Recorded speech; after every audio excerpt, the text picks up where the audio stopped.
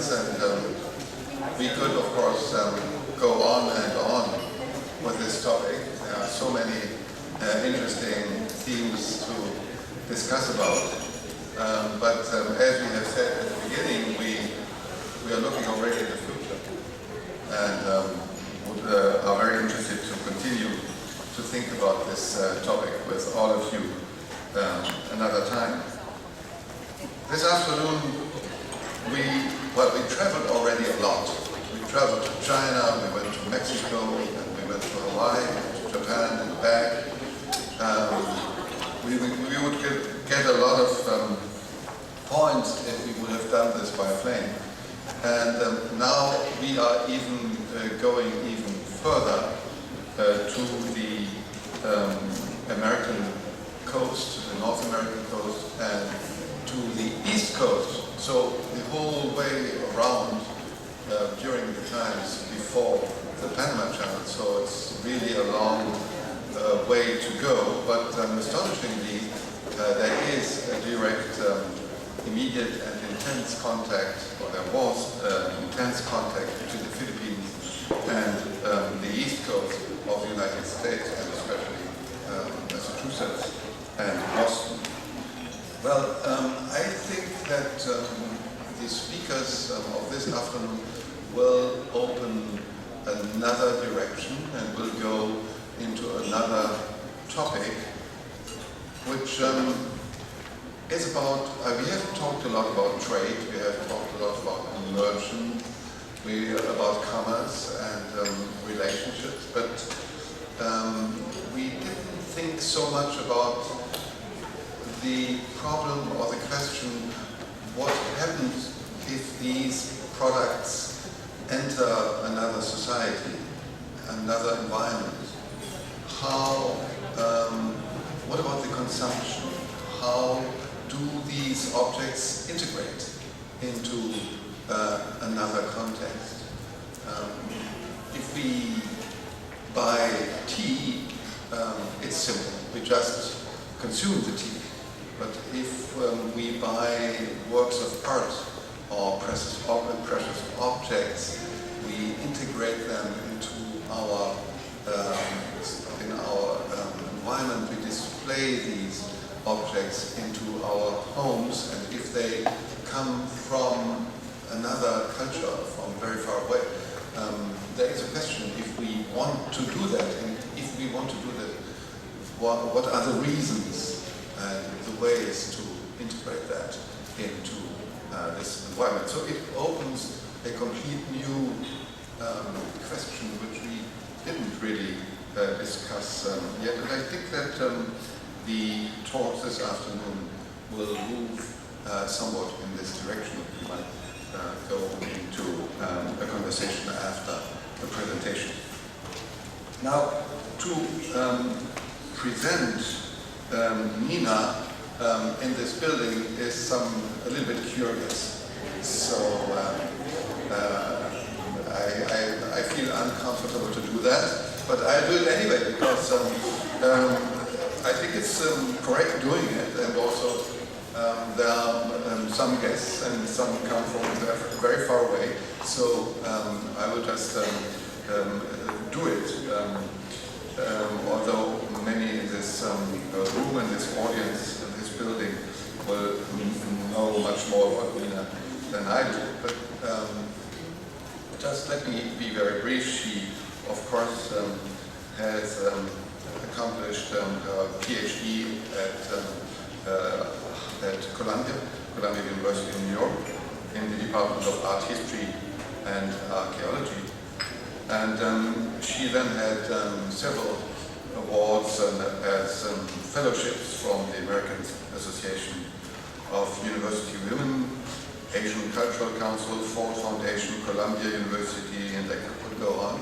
And now, recently, from the Getty Research Institute as a scholar. We miss you already, Nina.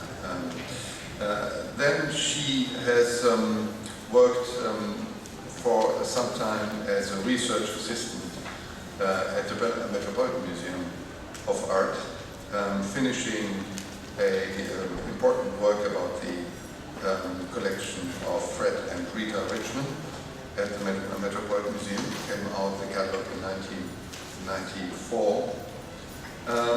Then she taught at the same time and later at Skidmore College, at Bard Graduate Center, Northwestern University, and the University of Illinois in Chicago.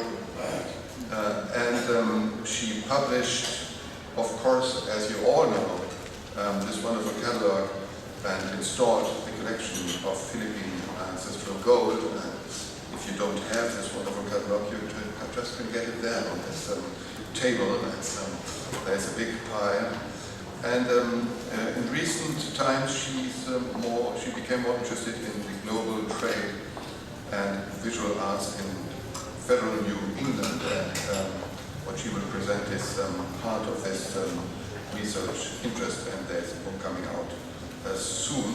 And she's consulting also the Museum of Fine Arts in Boston right now, as she is consulting the Ayala Museum here. Now our second speaker comes from Brown University. Caroline Frank has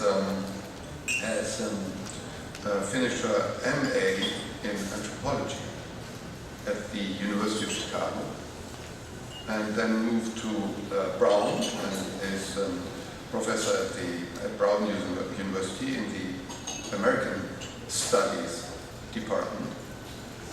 She is very much engaged in several research projects, especially one is of interest here, Asia Pacific in the making of the Americas, and the other one is Green Farm Archaeology,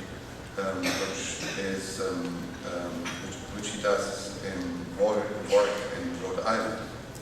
She has published, and I will a lot, but I will only cite here first one title which has to do with what she, in some way, is talking about here today. She published a book, Objectifying China, Imagining America. So, Objectifying China, Imagining America. Chinese commodities in early America, which is a very interesting title, probably book, which came out with Chicago Press in 2011. And she's also co-author of Global Trade and Visual Arts in Federal New England. So please join me in welcoming our speakers, and I think Nina goes first.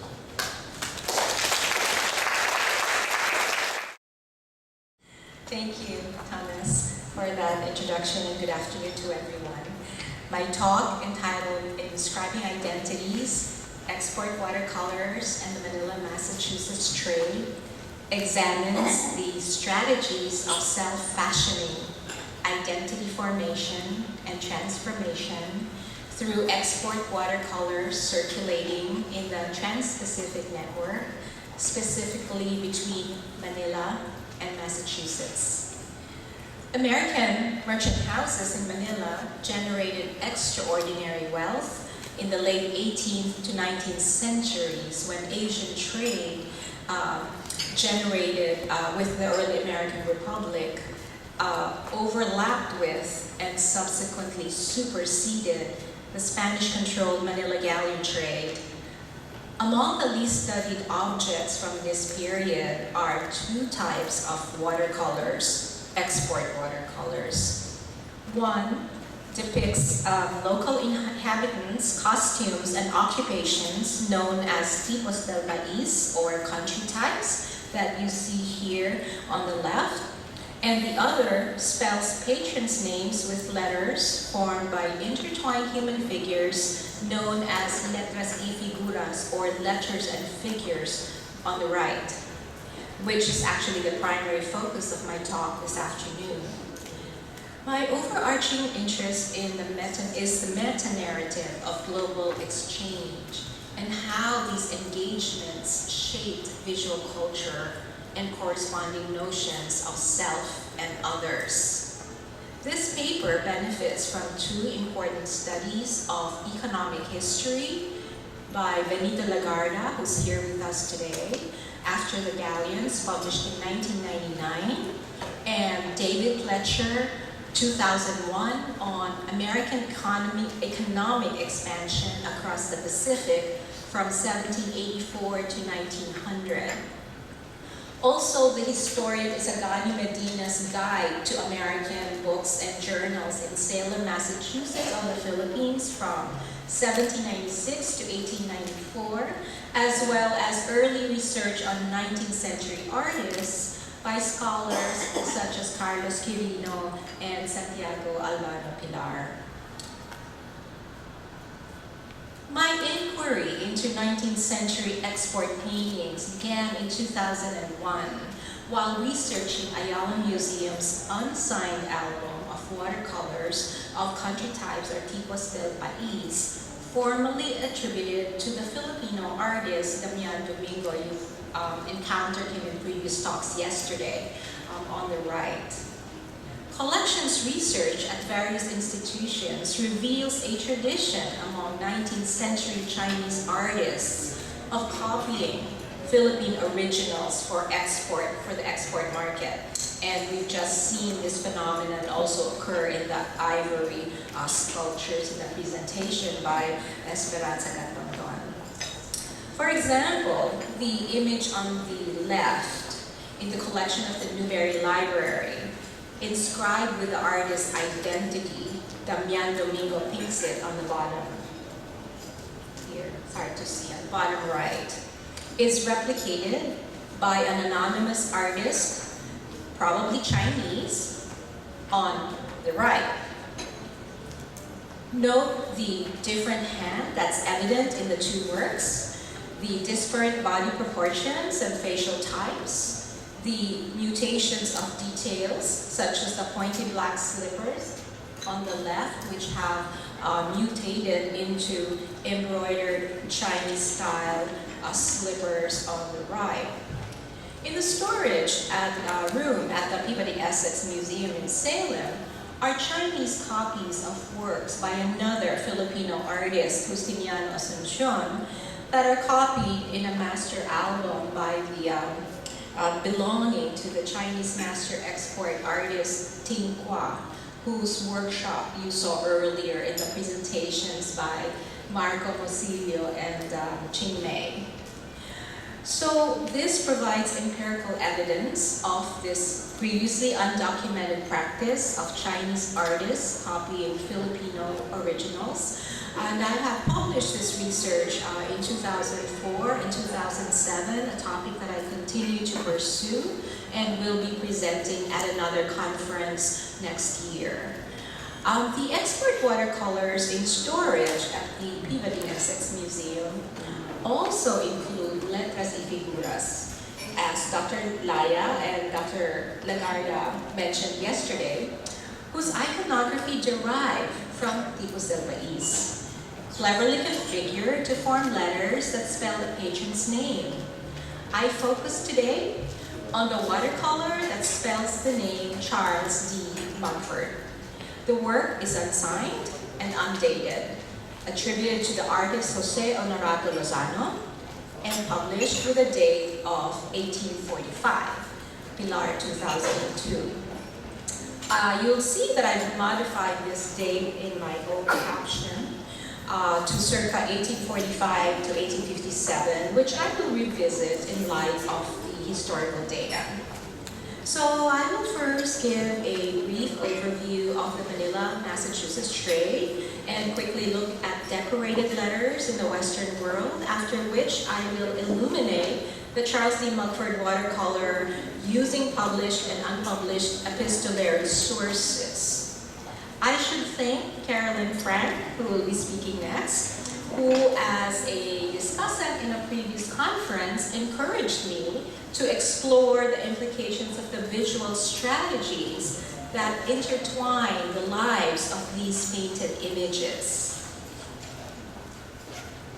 American interest in the Pacific sprang partly from whaling and the lucrative China trade. After American independence, New England merchants recognized opportunities in the Pacific and established a presence in Manila in the late 18th and 19th centuries. So there were two routes from Massachusetts to Manila, as you can see here on the map. One sailed south around South America via Cape Horn, then crossed the Pacific to Manila and Canton. Here. The other sailed east across the Atlantic, rounding the Cape of Good Hope, and then crossing to the Indian Ocean to Canton and Manila. So it was go this way. In 1796, the Astrea II sailed from Salem, sailed east from Salem, said to be the first American ship to head out to Manila as the end destination rather than a stopover to Canton. Owned by the preeminent Salem merchant, and America's first millionaire, by the way, Elias Haskett Derby on the left, the ship under the command of Captain Prince with Nathaniel Bowditch on the right, the supervising the cargo sail, docked in Manila on October 3rd after 6 months at sea, inaugurating direct trade between Manila and Massachusetts. And I show you the Derby Wharf on the left and a view of Manila Bay on the right. The Astrea supercargo Nathaniel Bowditch is believed to be the first American to describe Manila upon arriving in 1796, where he encountered all manner of fish and deer skins sold at 15 cents per piece. Indigo was also recorded. Bowditch reported indigo prices of about $8 per pound, with 400 or 500 tons produced annually. So on the left, I show you local indigo plants, and on the right is an invoice dated 1825 for 11 cases of indigo shipped from Manila, just to give you an idea of that trade. Sugarcane was harvested in March and spread out to dry, so by December 12th, Bowditch had completed loading the cargo of sugar, indigo, and animal hides and sailed home, arriving in Salem in 1797 after 5 months at sea, and of course other American vessels followed. So that by the 1820s, there were two American companies founded by Salem and Boston merchants who were firmly established in Manila. One was the House of Russell and Sturgis on the right, which was at one point regarded as the greatest company of any country. The other American house, Beal Hubble and Company on the left, focused on Manila hemp, sugar, and indigo. Company records suggest the volume of the Transpacific exchange. So the Letras y Figuras watercolors visually captured the scenes and dramatis personae of the Manila-Massachusetts engagements. But to understand the art historical implications of Letras y Figuras, it is important to retrace its geographically disparate genealogical strands. It is important to note that the use of the Latin alphabet is a Western colonial insertion. Pre-Hispanic writings, such as Tagalog Baybayin, derives from Indonesian and Indian scripts, and you've seen an example when we went to UST. Spanish intervention enrolled a palimpsest whereby Baybayin is erased and re-inscribed with the Latin alphabet. While both writing systems are used in this first printed book here, Doctrina Christiana, the use of Baybayin eventually blurs. And you'll see here the Latin script that is still used. And very interesting is the use of the decoration on the letter A in Baybayin, which also already follows an ornamented style, which emphasizes the first line, which I believe reads Apa Ginoong Maria, which is Hail Mary in Tagalog. Baybayin is ultimately replaced with decorated letters using the Latin alphabet, such as this inhabited N and ornamented O and A from 18th century texts. An exhibition at the J. Paul Getty Museum in 2008 traces the use of decorated letters in medieval manuscripts to highlight the beginning of texts and important passages. Subsequently, more elaborate, so-called inhabited and historiated texts, letters, were embellished with scenes related to the adjacent texts, such as the historiated N on the left from a Spanish manuscript, and related, okay, so this is the inhabited N. And I wanted to show you a related but distinct type of decorated script, which is the figurative letter, such as the R. This resembles inhabited and historiated letters, but the distinction lies in the use of the contorted human figures to outline the shapes of the letters. And I should mention that I came across this, of course, in the special collections of the Getty Research Institute, and it was one of the high points of my residency at the Getty. So the letras y figuras similarly employ clusters of human figures to form the letters, but unlike the Western versions, the figures in letras y figuras are not contorted, but instead hold various objects, animals or vegetation or pieces of clothing to complete the letter's shape. Now, the artist most closely associated with letras y figuras is Jose Honorato Lozano, to whom a number of surviving watercolors are attributed. While I suggest a careful reassessment of the authorship of all unsigned works attributed to Lozano, such inquiry is beyond the scope of this paper today. For today, I focus on the visual strategies of identity formation, or as my colleague Patrick Flores suggested yesterday, referencing Alfred Gell, the notion of art as agent. Among the four known albums of Tipos del País attributed to Lozano are these two examples, which display a title page in the letras y figuras style. The signed album on the left is in the collection of the Ayala Museum, dated 1851.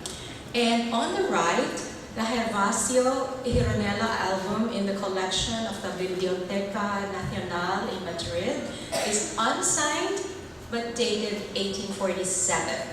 And I should mention also at this point that we owe the discovery of this album in Spain to Ricky Jose, who spoke yesterday, for a Filipino audience. So thank you, Ricky, for finding this for us. It is reproduced in a volume edited by Jose Maria Carino.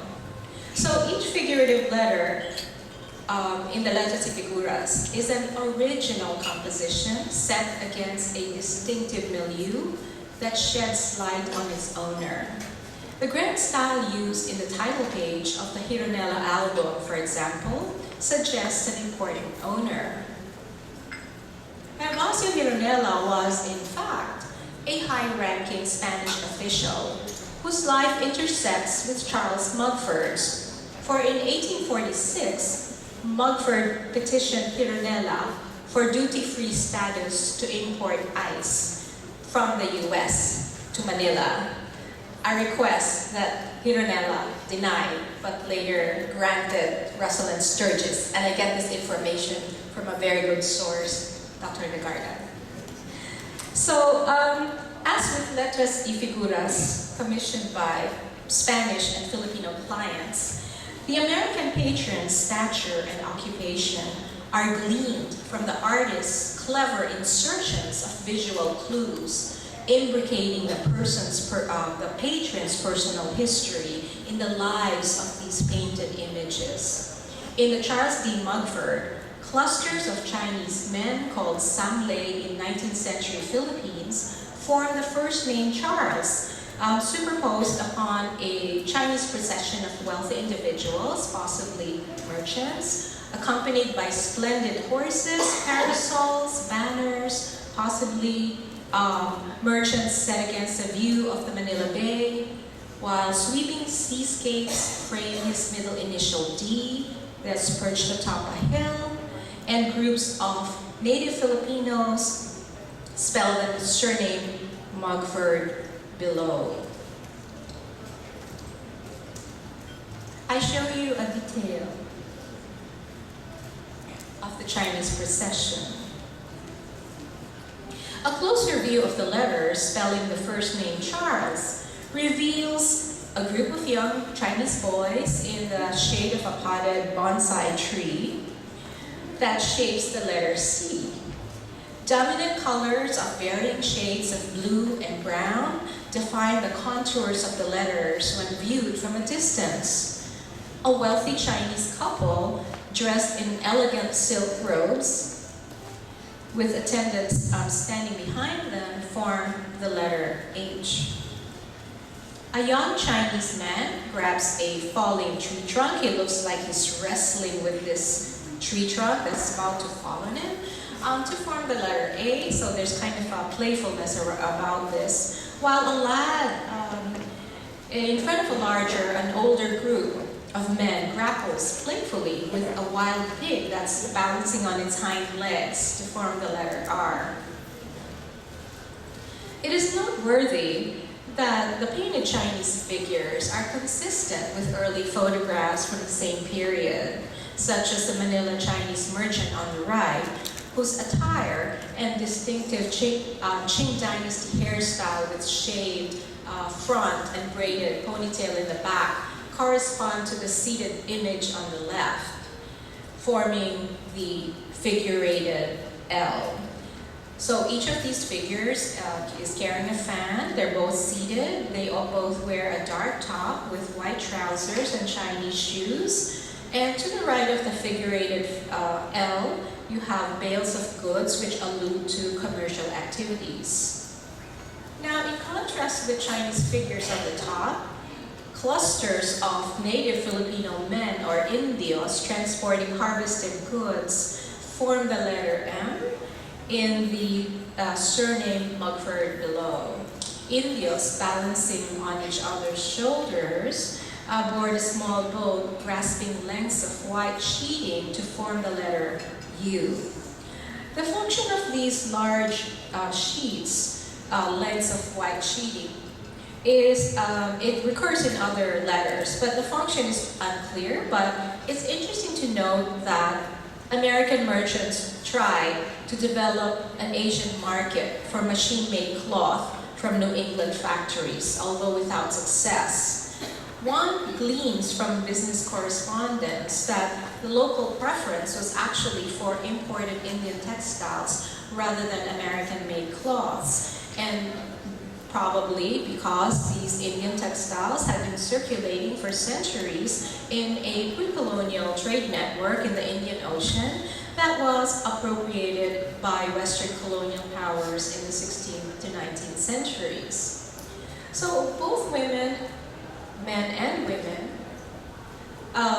engaged in the Transpacific commerce, so it's not surprising that the figures forming the letter D include finely dressed women in traditional attire, wearing the camisa with the panuelo and the long saya and the tapis. And in the background, you have trading vessels in the distance, situating the images within the context of commercial exchange.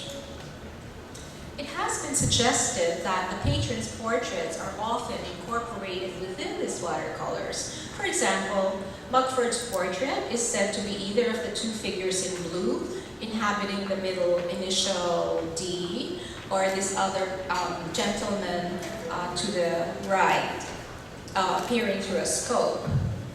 A search through Massachusetts records and other various sources sheds light on the historical Charles Mugford and his physical appearance, which seems to correspond, as you can see more closely, to the seated figure with a bushy sideburns here inhabiting the letter D. But it's really hard to be definitive about the identity.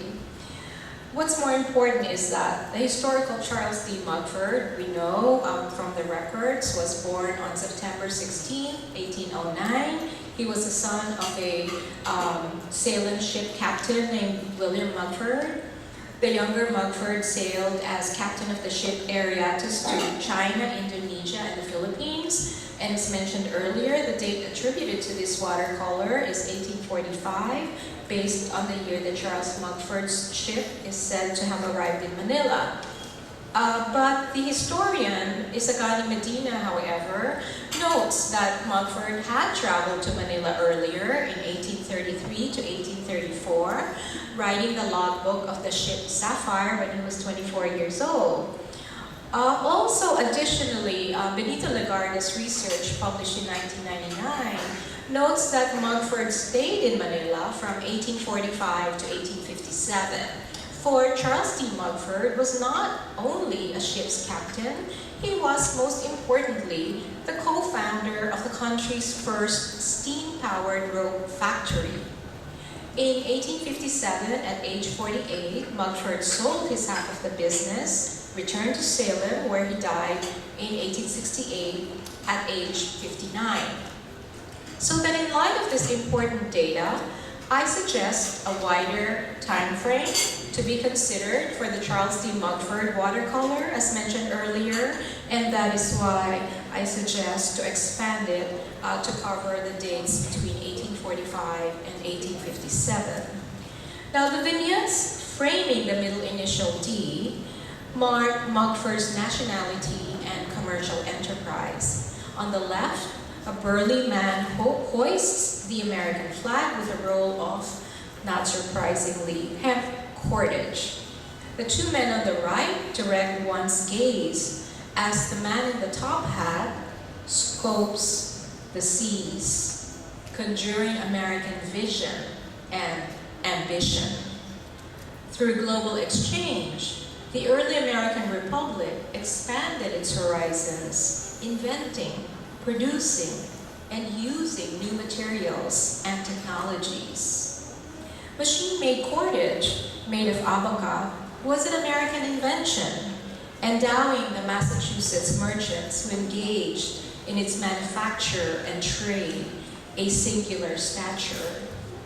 Abaca ropes had been manufactured by hand until Mugford established the Santa Mesa factory, which you see here in the distance.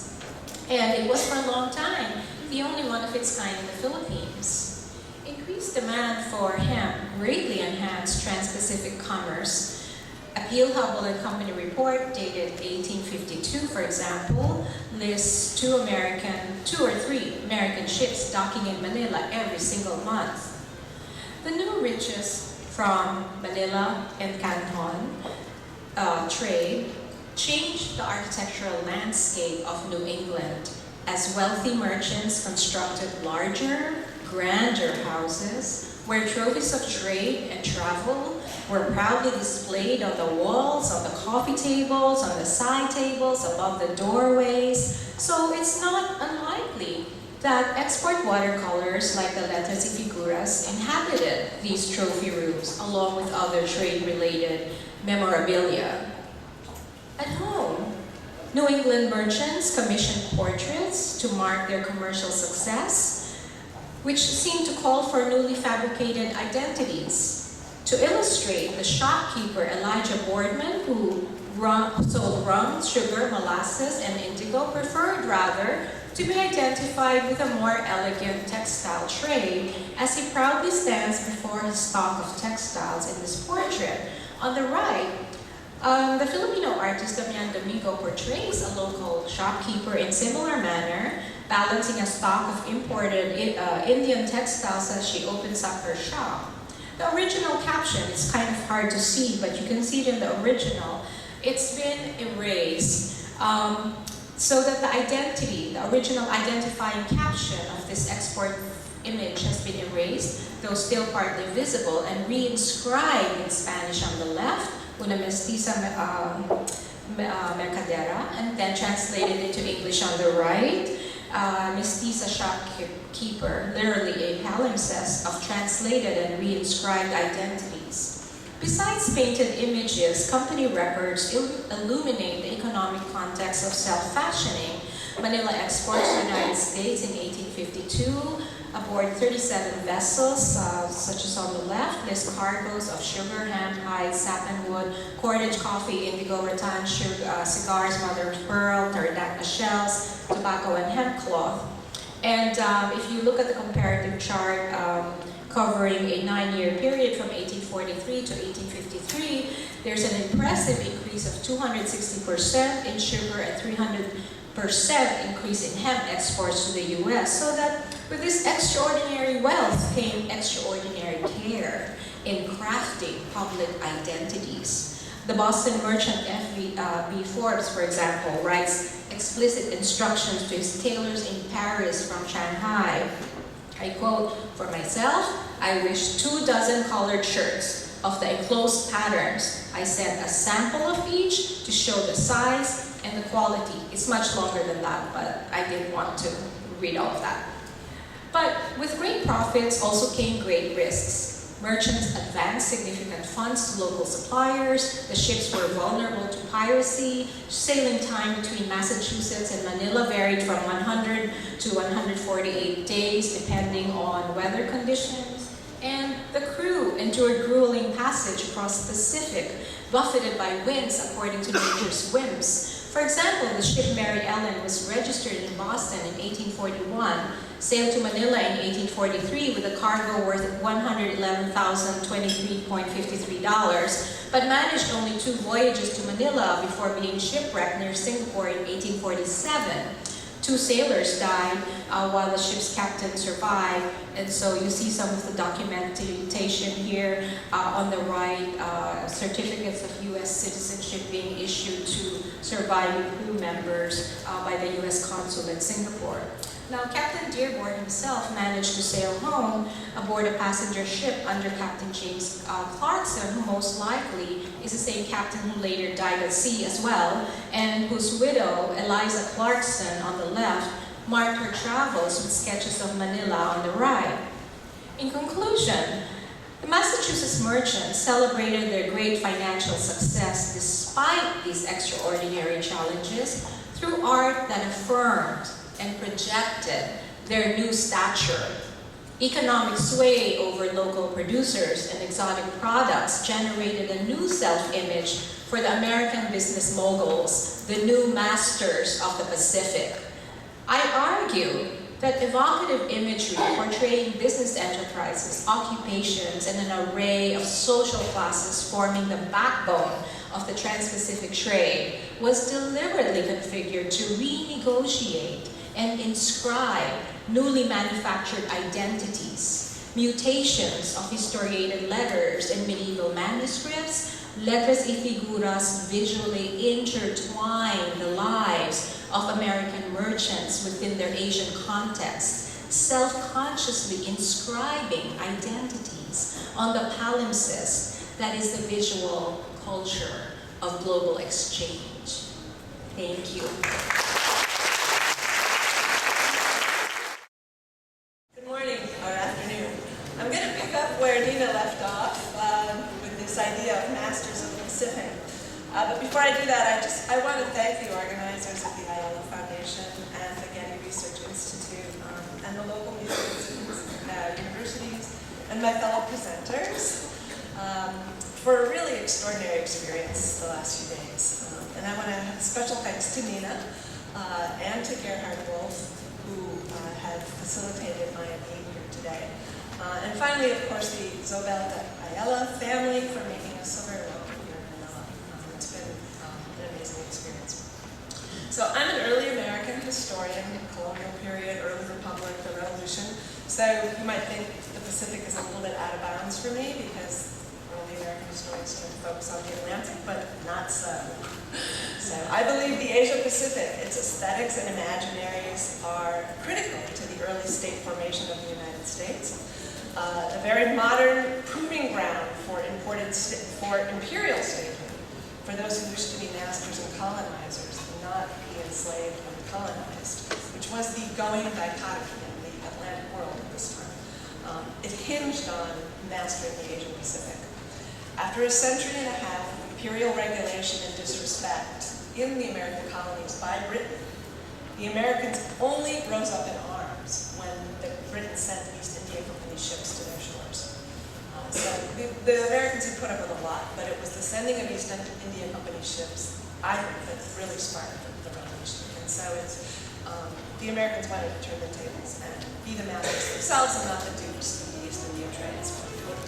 So with that background in mind, and that's a lot of what my first book deals with, today I'm going to talk about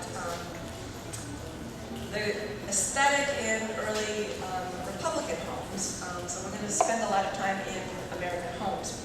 So what do we see when we look at the transformation of Anglo-American aesthetic engagement with the Asia-Pacific from the colonial period to the early Republic?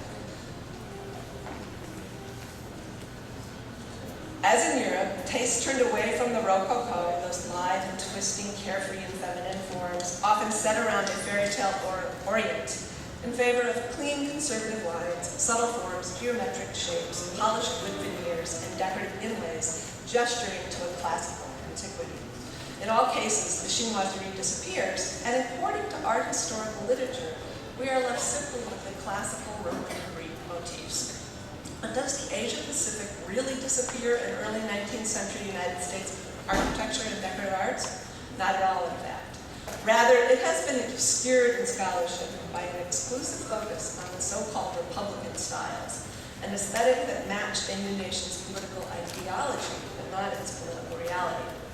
As in England and France in the late 18th century, the United States there was a marked movement away from the Asian imaginaries contained in chinoiserie. But the United States was different from the European states, as they had only just taken up direct trade with Asia, and they had only just taken up an imperial identity, also I argue. And there's very many historians who really don't see the imperial thing happening right after the revolution. But I agree. So we look at these, the Rococo to the neoclassical, and you see it silver, mirrors, in particular you can really see the Asian Rococo there in the chinoiserie. Iconic elements of the European neoclassical style are present in federal America, but so is the integral presence of various global imaginaries, often overlooked in favor of a narrative related to Roman Republican simplicity and Greek democratic virtue. So in Colonel Josiah, built in 1770, while Americans were just beginning to contemplate the idea of independence, we notice stylistic continuing from Mediterranean antiquity to the Asian Pacific, intertwining artistic motifs reflective of both politically charged spheres of reference. Here we see a neoclassical portico.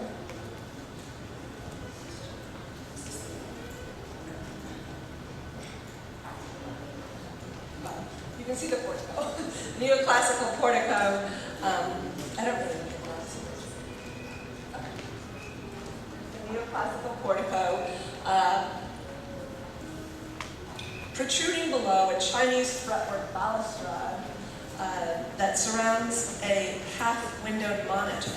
This monitor is one of the earliest examples of its type in America and is a precursor to the early 19th century all-seeing master of Jeremy Bentham's panopticon, an emerging architectural and cultural trend in which an omniscient observer, as clearly indicated here by this video hacker, by means of universal knowledge, dominates all of those being observed. So in Quincy's home, the virtuous presentations of Republican America, as evident in the classical pictures,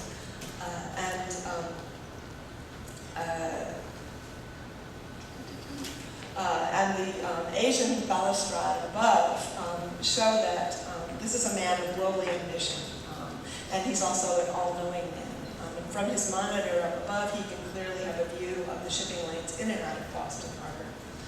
So the blending of Asian and classical is also seen in dress. In 1801, Salem, Massachusetts, Sarah Pierce married the globe-trotting Charles Nichols. The wedding took place in her family's neoclassical parlor while she wore an Empire-style gown made from fine cotton voile brought back from Bombay by her fiancé. along with a fine cashmere camel hair shawl, a gift from an Indian merchant. On her head, her husband recorded, she wrapped a white lace veil turban fashion. Sarah Pierce had never traveled abroad, but she was well versed in an Asian aesthetic, complete with turban. For her family, her Asian textiles and styles were perfectly in keeping with a room designed by Samuel McIntyre, a leader in British neoclassical design. In two other examples, we see a federal-era women traveling to Asia via an aesthetic imaginary. On the left, we have a sampler stitched by Laura Hyde, a 13-year-old schoolgirl in Connecticut in 1800. She visualized exotic locales suggested by the sudden increase in globes, geography texts, and atlases at this time in the United States. So the emblem in the upper corners, we have the seal of the Great Seal of the United States, the Great Seal of the United States, formed in 1782.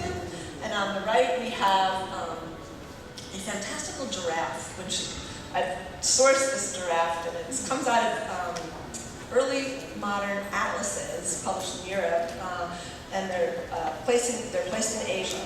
So you see these in cartouches and atlases, a beast typical of Asia. The beast here is framed by trees wrapped in flowering vines, which is emblematic of the lushness of an Asian exotic. In the lower registers of the sampler, we continue the bifurcation between the geographical and the literary. On the left is India within the Ganges,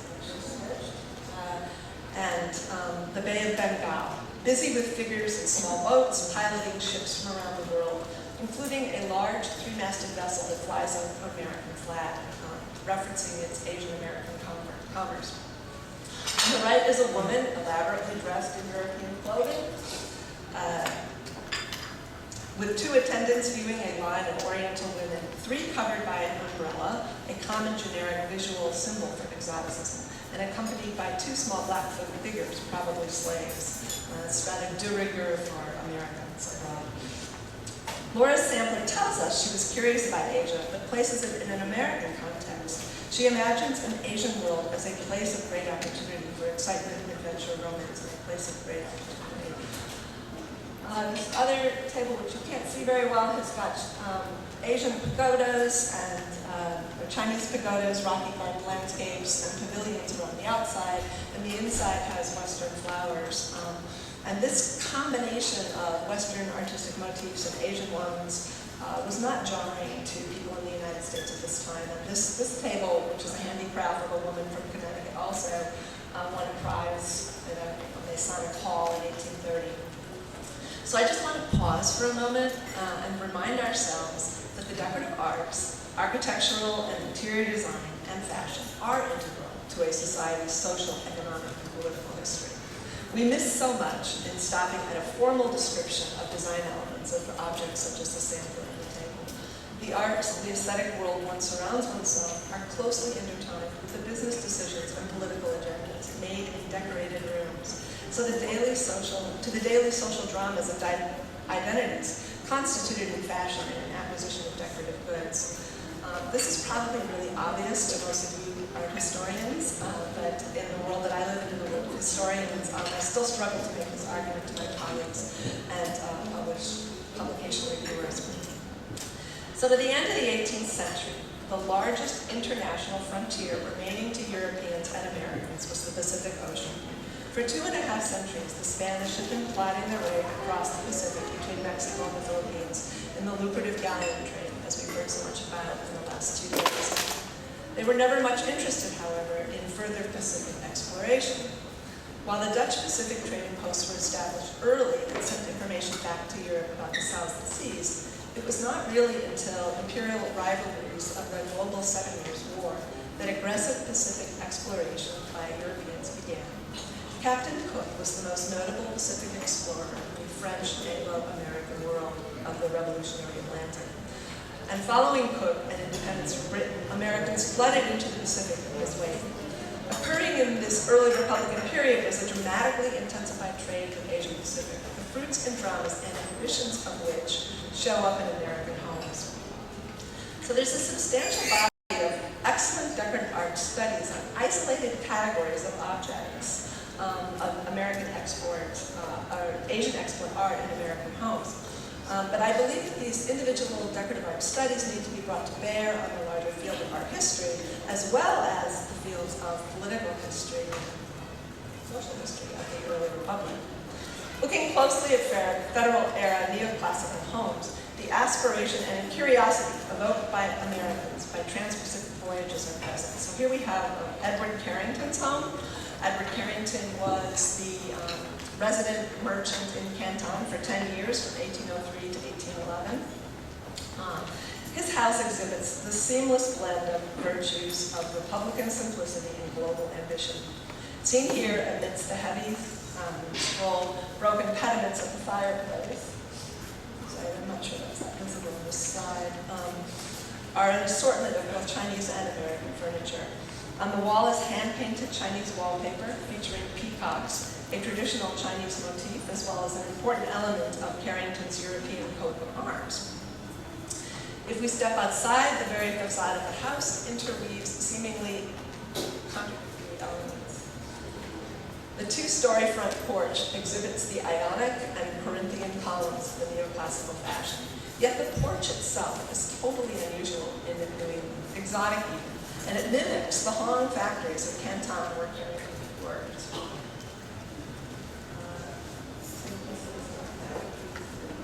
Portico. I can imagine Carrington returning to Providence, Rhode Island, and wanting to go out on his front porch and look at this. You can see from the front porch here of his house, you can see the seaport of India Point, Providence, watch ships come in. So he's trying to recreate a bit of what he had lived in Canton at home. Returning to the interior and walking from the north parlor to the south parlor, picture by George Chinnery of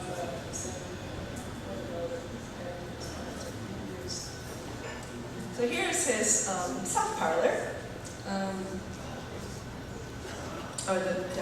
We see that the door is guarded by figures of a Chinese man and woman in elaborately embroidered silk robes set in a built-in altar-style niche. Seen behind the figure of the Mandarin is something altogether new, neither chinoiserie nor neoclassical, but what we might call a grand display of global knowledge, blending both styles. Called the Paysage Indien, this French wallpaper, titled Les Sauvages de la Mer Pacifique, offers a technicolored 10-meter length armchair circumnavigation of an idyllic Pacific by a centrally positioned, all-seeing, stateside viewer in the parlor. And in the brochure for this wallpaper, the idea of the French or the American man sitting in the middle of the room is a really important part of the scene that is promoted.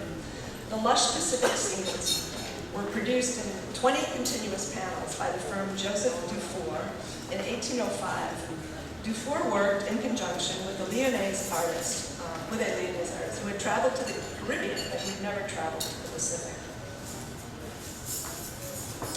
Here we have a better view of the wallpaper. This is just only half of it because there's 20 panels. So the viewers in the papered room can regale in scenes from New Zealand, the Marquesas Islands, Tonga, Eastern Ireland, Tahiti, Hawaii, they're called the Sandwich Islands, and the northwest coast of America. This paper is the first of many large French panoramas to come over in the next 40 to 50 years, marketed by both Dufour and his rival firm, Zuber.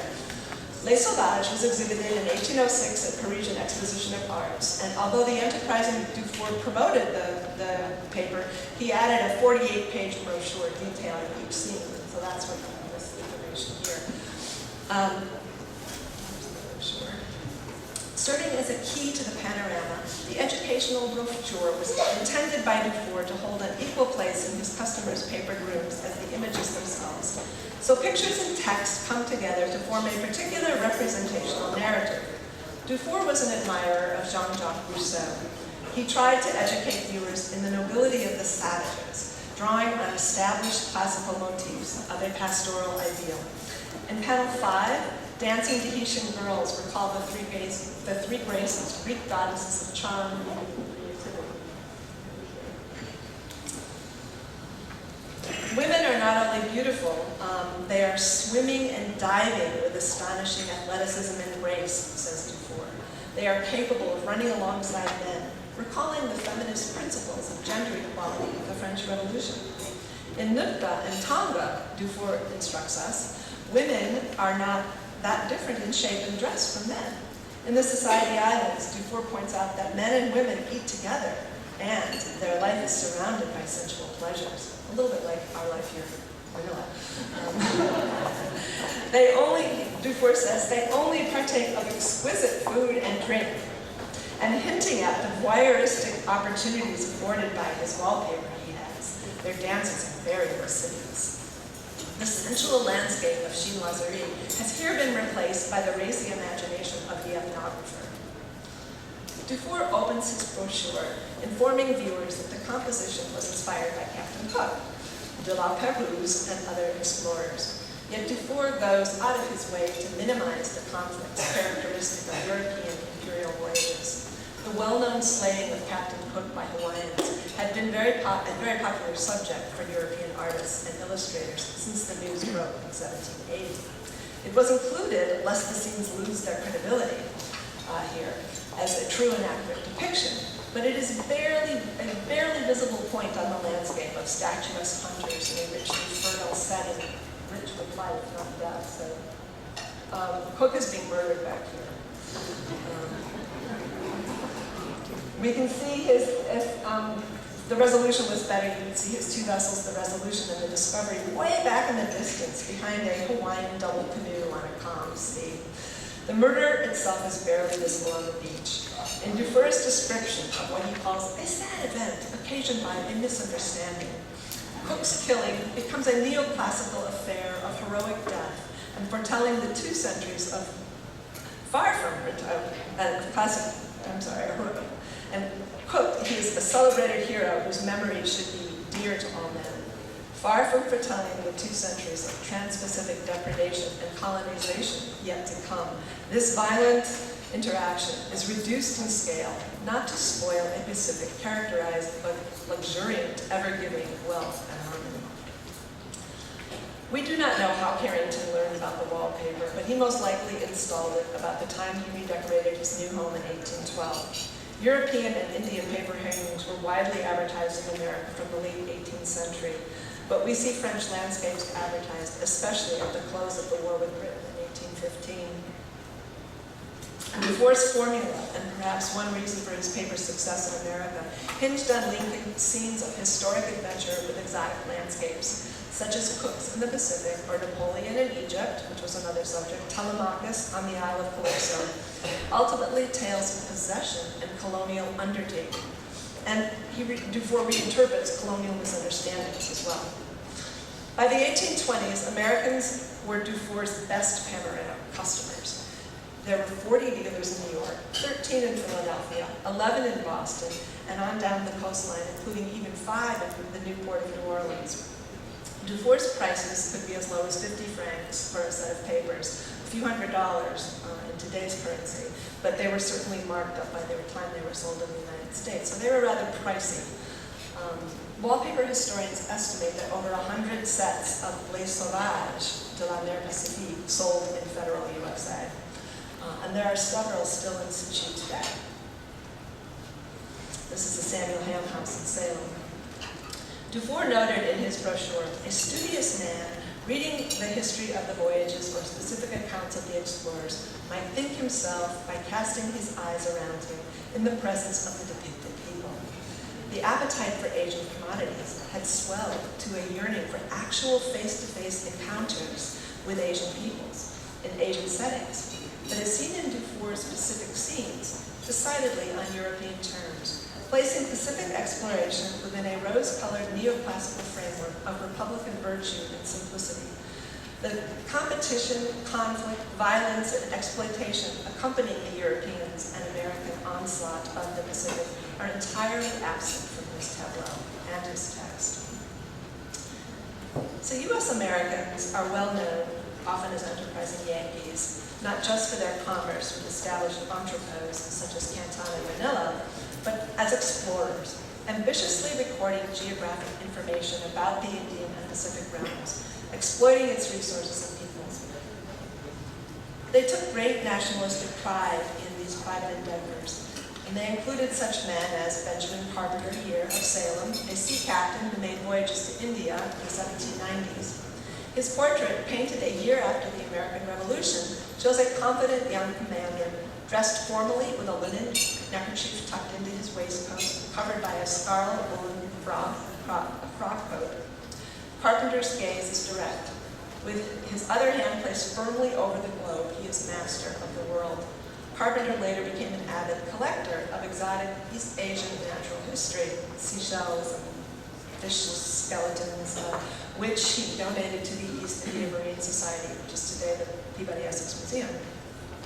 Carpenter's 1923 obituary relates that he exhibited nationalistic pride of country and undeviated republicanism that marked his sagacious and manly character. Indeed, manliness was strongly associated with Yankee ventures into the Pacific. No longer were Americans slavishly consuming expensive Asian luxuries via overlord middlemen, such as the English East India Company. Federal New Englanders had enormous pride in their own U.S. seamanship and unbounded enthusiasm for Asian imports, carried by captains such as Carpenter, qualities that lent the U.S. Old China trade a romantic aura that it still remains until today. And for those of us who work on researching the U.S. China trade, this romantic aura is sometimes hard to break through, even among the, especially among the decorative arts scholars who work in this area. So writing from France in 1785, the same year Carpenter's portrait was painted, John Adams advised U.S. merchants to push their commerce to the East Indies as fast and as far as it will go.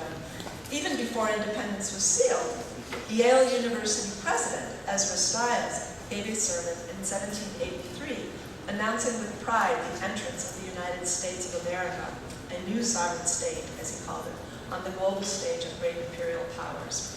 The speech contained over 60 references to the Far East, comprising about a third of his remarks directed toward geographic locations, including Britain, against whom the Americans had just fought a long war. Stiles was looking forward, not backward, and it was East Asia that drew his attention. So I'll just quote from his speech that he read to the young graduating class of 1783. This great American Revolution, this recent political phenomena of a new sovereignty arising among the sovereign powers of the earth, will be attended to and contemplated by all nations. So we get the competitive business going on there. That America wants to be noticed by other nations. He continues. Navigation will carry the American flag around the globe itself and display the 13 stripes in a new constellation at Bengal and Canton, on the Indus and the Ganges, on the Wang Ho and the Yangtze Teng, and with commerce will import the literature and the wisdom of the East. Indeed, within a few months of Stiles' sermon, owners of at least 4 U.S. vessels had managed to pull together the capital required for the long journey to Asia. So, 1783, they're already fitting out ships. By 1806, the Americans brought more tea back to the Atlantic than the British. So within a decade and a half, the Americans are doing what it took the British 2 centuries to do. They were really ambitious, really eager to get to Asia. So Stiles' sermon was anything but boastful hyperbole. The United States, led by New England mariners, whalers, and traders, developed a competitive presence in the Asia Pacific immediately on the heels of independence. So today we talk about America's engagement in the Pacific, attending the overland settlement of the American West, the development of California, intensifying with the invasion of Hawaii in 1893 and the Spanish-American War in 1898. But Americans were present on Cook ships, and not long after independence, hundreds of New England ships flooded Pacific waters in search of goods and raw materials. U.S. expansion to East Asia and the Pacific was an essential part of the early 19th century project of American modernization. Pacific exploration always had imperial overtones for Americans, whether viewing it from a central, privileged, all-seeing position before Dufour's wallpaper or on board a ship across the world. And I'm going to shorten things up here a little bit, but I want to mention an 1813 Yankee sea captain, David Brown, who was from Boston, a former U.S. Navy commander in the War of 1812, who landed, exploring the Pacific, he landed on the Pacific island of Nuka Hiva and claimed it immediately for the United States. Looking around, he saw on his charts that no other nation had claimed this little island, and he named it after Madison. this sort of activity was really common. You have Americans going out surveying islands, looking on their charts to see if anyone else had claimed it. If they hadn't claimed it, they put their flag there. And so there was this sort of island gathering activity going on among American. Even the whalers were surveying islands. There was this idea of acquiring Asian territory for the United States that was very present among all the Americans who were sailing, New Englanders especially, sailing in the Pacific, no matter what their objective was, whether it was trade or whaling.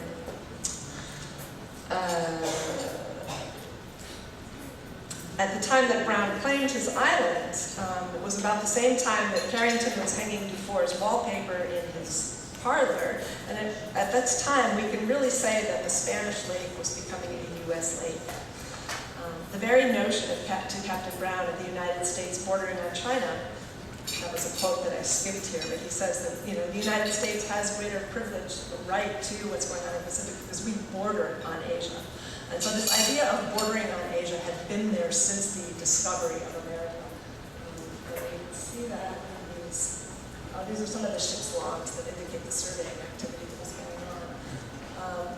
And here on the lower right is a map that I really love from the early colonial period, where you see Virginia, Jamestown. We all know about Jamestown, the first U.S. American settlement. But then just on the other side of it, the Allegheny Mountains there, you've got the Sea of China, and China is right there. And this was used as a promotional device back in Europe.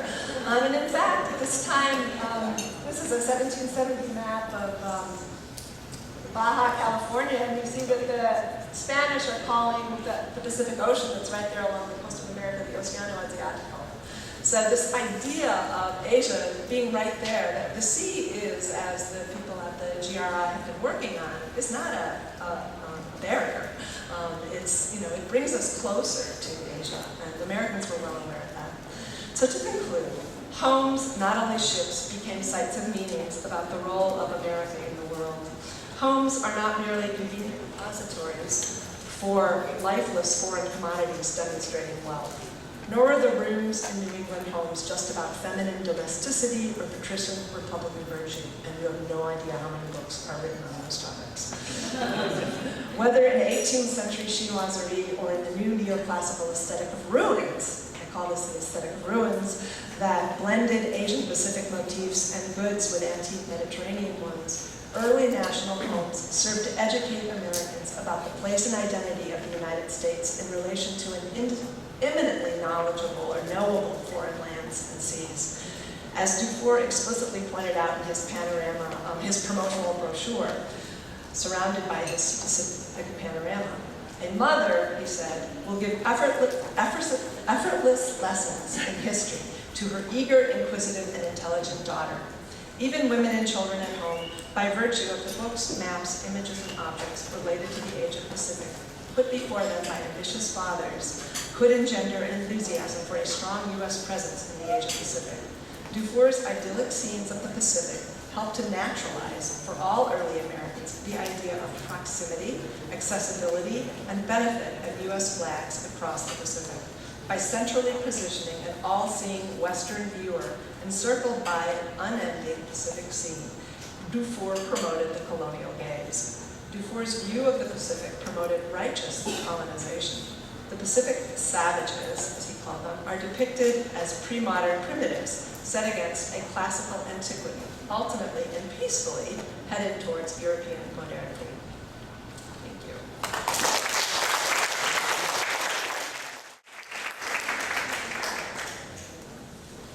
I certainly won't, so I'm very, very pleased to have not the last word, but the last word will be by her. So therefore, I escaped this task to the real answer.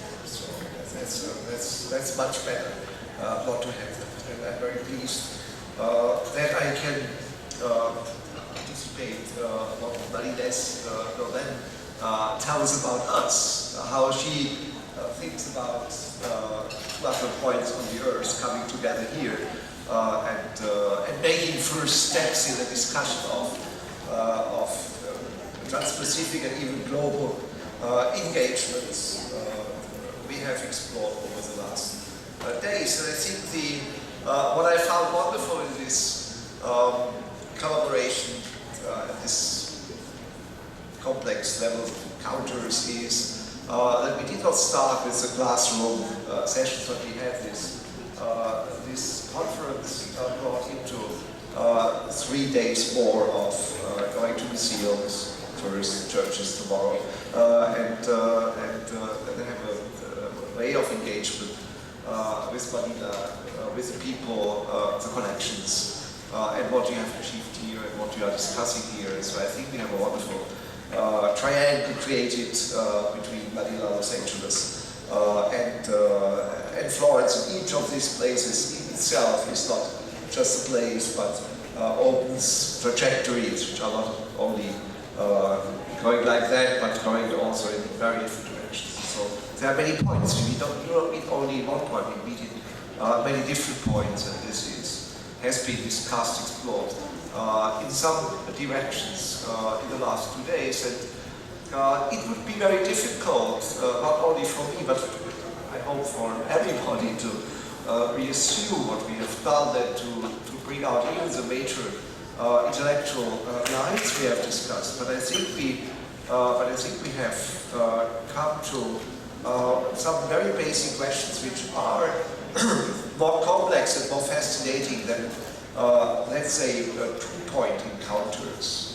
You know, that you say Europe and Mexico, or you say China and Japan or so. So this bilateral engagement, we have overcome this narrative and have asked for multi-layered, spatial and also temporal enactments, reenactments, engagements, encounters and processes. And I mean, it was wonderful that I think the selection of the time frame was quite good, I must say, because it was in, how to say, the middle of it is something like begins the after Gallian period. You used the title of the famous book, The Author's Present, you know. And this I find very intriguing, because on the one hand, it allowed us in the first lecture to start from the pre-colonial, pre-Spanish colonial period, and in the last lecture it allows us to look towards the young United States, which then become a colonial power by sending the famous St. Thomas boat with 3,000 English teachers doing that what the Spanish have not done and could not. And this is interesting. So therefore, the epochal frame we have given to this conference is not something which cuts or clues, but gives a bridge between periods, and it's a crucial moment in this double colonial experience of the Philippines. But putting that into a global, let's say, scheme or a global scale, and if we have 3 major issues, we are discussing that we would have the trade as one category, the initial culture as the other one, and the colonial practices, religious, political, military, educational, etc. And how this triangle then works out is obviously also due to a disciplinary perspective. Now, I always ask to speak with my students and my fellows of my institute, what are our last questions? Well, I mean, what do we want to know? And the wonderful thing is that in this kind of conference we have done predominantly art historical, but not exclusively art historical. There are different last questions, and the process to come to answers is creating another field of let's say, debate, discussion, and coming to terms, which is immediate. So let me try to quickly say a few words from, let's say, the problematics of a global art history, which we have in a certain way explored or put on the table over the last days. looking at Chinese chalk painting, a chest in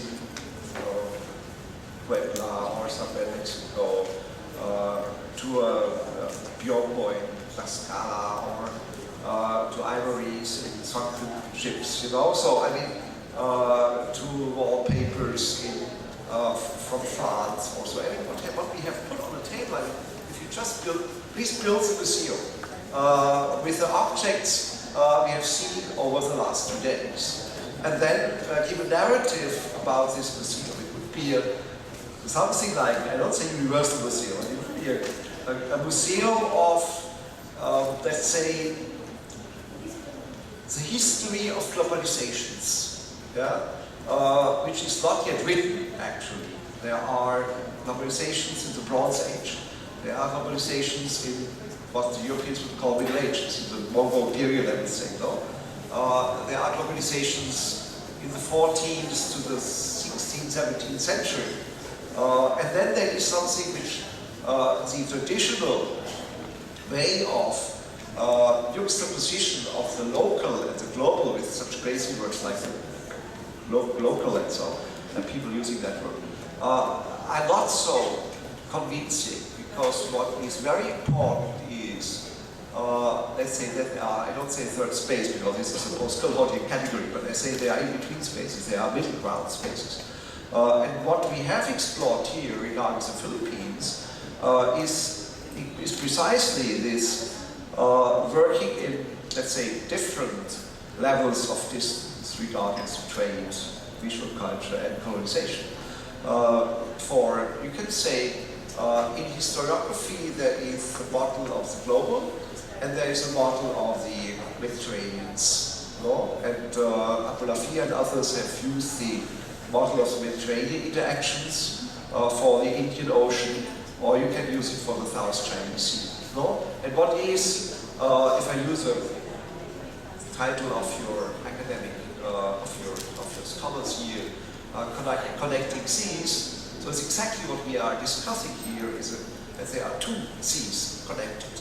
No, I mean the Goa to China to the Philippines, the Madagascar Sea, so these, I call this Mediterranean, so don't be offended by using the European model. I just do it because we have the Bordelian theories about this kind of interactions in this middle distance level, where people know each other and are for many centuries in contact, trade contact, and in cultural context without colonizing each other. Necessarily, sometimes they do, sometimes they do not. Whereas the global early modern narrative is a different one, which integrates, but does not, how to say, abolish the other level. And I think one of our interest to come here was exactly to explore these, how to say, Manila as a hub of these two seas, connections and interaction. That was one of the ideas, at least I had, to come here, and what has been discussed in the last 2 days is that did not only confirm it, rather it changed profoundly what I thought before, and so I'm quite happy with what I have learned and what we can think about the specific archipelago, no, the specific way of that the Philippines themselves not only being part of this Mediterranean, let's say South Chinese seas, but itself it has an island identity, which is very interesting and very complicated. And I think the first lecture showing the political, economical, social structure of the island cultures before being colonized, whatever it means, was an extremely important step for us to understand that we are not just in Manila, but Manila is part itself of a very complex, let's say, dynamics of inner exchange of the island worlds, which have, by means of the empire, becoming a nation state, as we have learned in the first day. I don't want to go into that more deeply. I just want to say, if you say trade, visual culture, and colonization process, then we have to also see that trade is not trade, simply, but a very complex, multi-layered, let's say, historical category. And visual culture itself also, and colonization also. So if we explore all the different levels of these three terms and the interactions on different levels of these three terms, you come to an infinite complexity, complexity of arguments created by this triangulation, which leads us and invites us, or has invited us, to go to work empirically along certain case studies to explore these dynamics. And let me just say, as a true art historian I am, that as an art historian I am, how to say, enthusiastic and preoccupied, no? In the same moment. I'm enthusiastic by means of, in general about global art history and what we are doing. Enthusiastic because we have extremely broadened the horizon of every single art history, creating something like plural art histories over the last, let's say, decade or the last recent years. On the other hand, we have used in the title of the conference deliberately the category of visual studies. And so we have to, especially in the case of our meeting in Manila, we have to ask ourselves, what now is the relation of, let's say, one extreme is to come to dealing exclusively trade and economic history. On the other hand, to isolate certain objects and make them, put them on the altar, and these are the prime objects of global art history. Both processes are actually going on, and I'm very happy with our first speaker. And I'm very happy with what we have achieved. But I must also say that what I find very intriguing and very important is that we do not put such extreme polarity between an isolated artwork put into a ritual display space and taken out of every kind of circulation on the one hand, and on the other hand, the commodity. I agree with Vincenzo Raffaele. I'm also ideologically close to what he says, but I come to, so to speak, the opposite strategy in our art historical research agenda, because we have, so to speak, a lot of what we at Inspire Institute, the project in Berlin, calls aesthetic practices, and we have learned from Gerhard. I start to name people, and it's dangerous. Please forgive me, here I stop because otherwise I have to name everybody. When you comment on any lecture, you don't have the time to do so. But still, let me at least mention this, and chaotically also after this. When I come to a point and take out one of the lectures, please, that there are aesthetic practices of packing and unpacking. That the whole, not only the object which travels is part of visual culture, but the ship is part of visual culture. The padia, the harbor, the city space, the fortifications. And Manila is an interesting case because it's not simply a production site, no? But it's more a hub, or it's strongly a hub where things come and things go and change when they're there, you know. And there's a specific agency of what happens in Manila with the goods arriving and the goods departing. And therefore, I'm very intrigued by the broad notion of visual culture in that sense. So thinking trade history has its own aesthetic history too. So that's one point. We can not claim it as an art historical affair, but having a strong cooperation and conversation with economic historians. And they have been in the room, and we are very happy about the comments we got. On the other hand, what makes the artwork an artwork, at the end, we do it. I mean, the discipline itself has, so to speak, had its own canons and values and what you call your next colony year. I mean, that's very much bound to what we have done over the last days. But we obviously are thinking in a broader level of visual culture. We must ask ourselves, what are the value systems we are engaging with in various cultural contexts? I mean, how was a Chinese porcelain, which is perhaps a mass production, in China seen somewhere else? What is an ivory statue of the Virgin? Is it a cult object? Is it a devotional object? Is it an object of a collector? I mean, you know, or they can have a mass production of ivory, so to speak, and bring them around the world and see what happens. I mean, just the last question we got, the Flemish prints, you know, which were spread all over the world, for sure, and was then commented on by artists in India and in Mexico and Japan and other places, China and other places. So they are part of this visual culture, but they are also, I don't say mass products, but they are reproducible objects. So we should get a little bit away from the Benjaminian, let's say, problem of the reproduction and artwork problem. We should consider it and discuss it.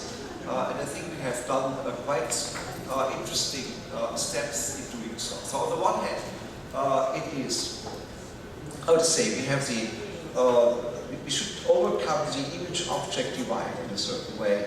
On the one hand, we have objects which can be like best products as porcelains, but they can also be brought to the highest possible level in an aesthetic value system within China and within the places they are consumed, if you want. On the other hand, we have the certain ways of art production, like painting or so, which are certainly something else. So we have to see how we engage with the object cultures on the one hand and the image production on the other hand, how they are intertwined, entangled, how they comment on each other, etc., etc. So it opens a huge field, and if I go on like this, I will give a long lecture. This is certainly not neither my task, not my wish, not my possibility after two such rich days of presentations and 4 days of visits, dialogues, discussions, and many other forms of engaging with each other. So I don't want to go on my presentation. I just saw what is the direction I would like to discuss various levels of interaction of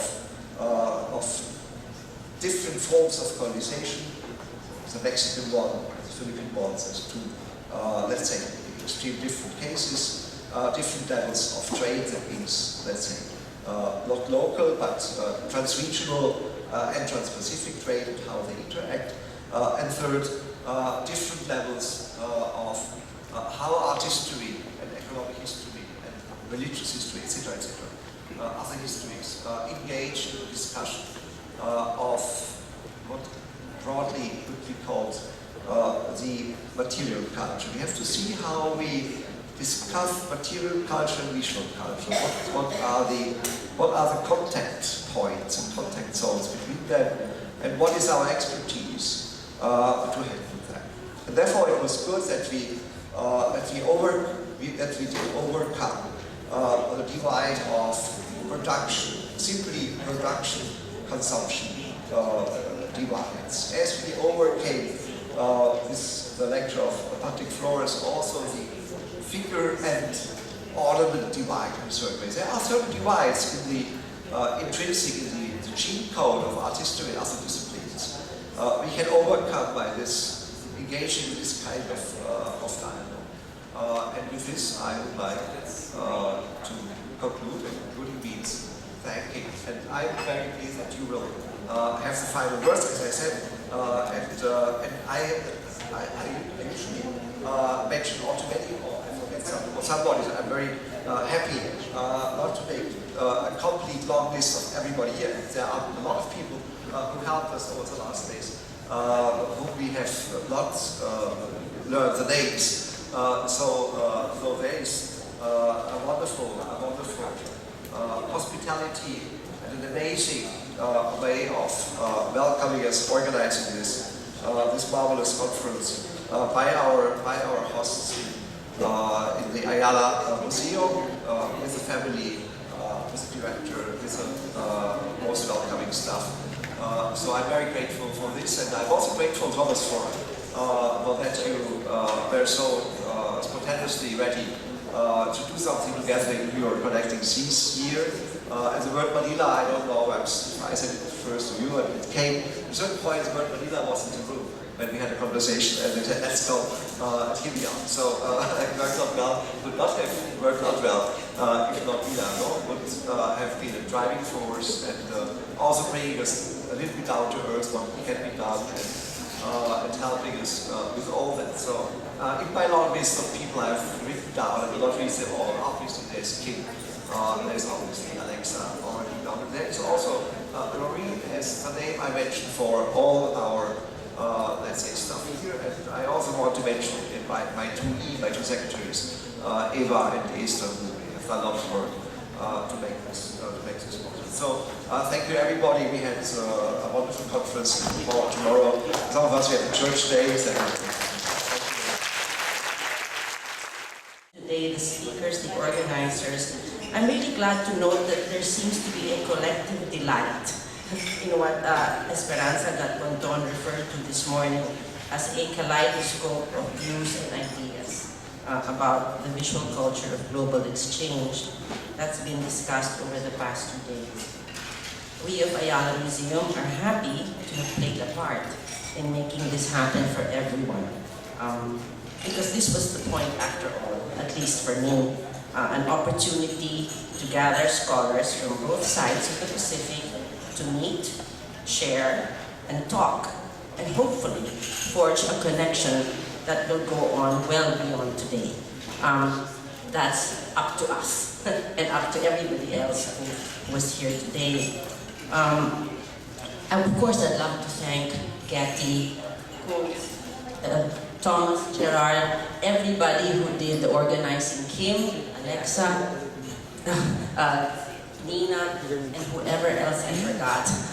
Lorraine, my staff here, I had little busy elves running around this museum to make this happen. They're all a very passionate bunch of young people, completely dedicated to the agenda of art and culture, so you couldn't have a better set of people on your side. Tomorrow we're supposed to have a major meeting on a new project, and somebody asked me if, can we have a day off, please? And of course, because I'm gonna drive you crazy again in the next few days. Thank you also to all the speakers. Your contributions have just been really fascinating. I mean, we sat here, and I know it was a bit annoying that somebody would come up and say, last 5 minutes, because I actually wanted to hear more. But that's, again, tells us that the conversation can go on. It doesn't have to stop and end in the walls of this museum. Again, to the rest of you who came for the past 2 days, I know it was a weekend. I was really worried. I even emailed Nina about it. Oh, Filipinos love their weekends, so we went, but at least you have proven me wrong. You love your art and your culture more. Once again, I thank you all for spending the weekend with us. And before you go, please partake of food and drink before you journey home. Thank you. And that officially concludes our symposium. We'd like to thank everyone for participating in Transpacific Engagement, Visual Culture or Global Exchange. This is presented by Ayala Museum, Getty Research Institute, and the Constitutions Institute in Florence. We'd like also to thank the Embassy of the United States of America in the Philippines and Globe Telecom for their support. We invite everyone, participants, delegates, discussants, and speakers to please step outside for some photo op. Delegates first, and then